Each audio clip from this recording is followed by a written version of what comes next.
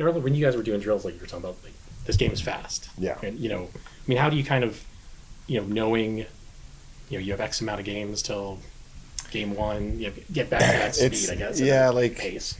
I see why the collective bargaining agreement changed and why training camp's going to get shorter. Like, I'm pretty sure we're the same as most other teams in this league. You'd probably play a game right now, and you wouldn't notice a whole bunch of difference. The guys are they're in great shape. They've been skating for months already. So, a training camp a decade or two ago used to be you came in training camp to get in shape. Now these guys are ready to go. So it's managing, their workload and everything from everybody as we move forward here, and kind of amp them up when it starts getting close to game time.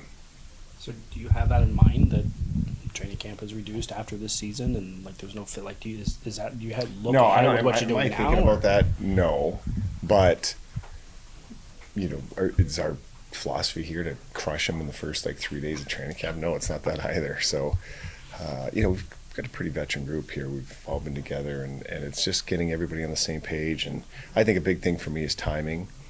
And then we've got these exhibition games coming up, and it's important that a lot of the regulars on our team won't be playing in some of these early ones, and so just got to make sure that we're putting guys in a position for when they are going to play in some of these exhibition games, that they're ready, but you don't have to press them so early.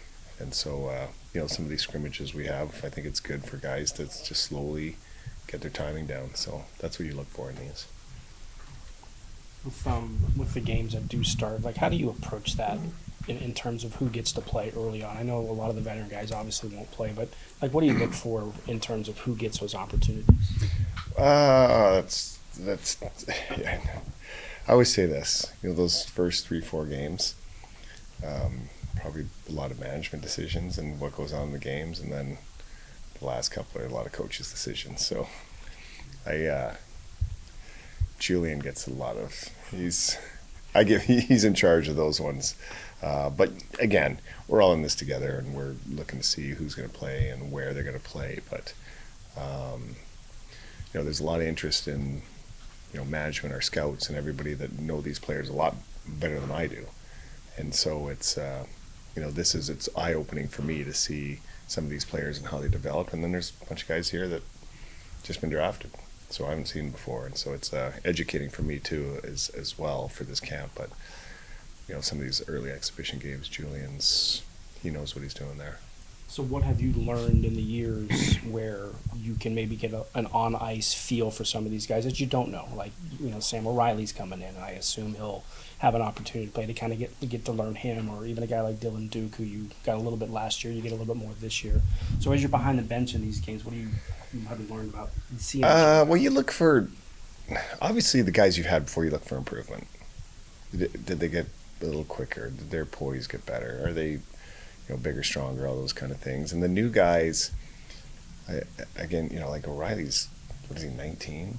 That's crazy, how young these kids are and how good they are. But for those kids, it's more, you're kind of managing pro hockey for them a bit and what to expect. And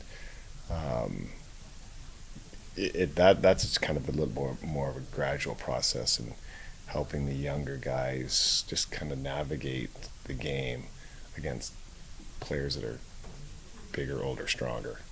And then the guys that have been here before, now you're looking for improvement and trying to push them along.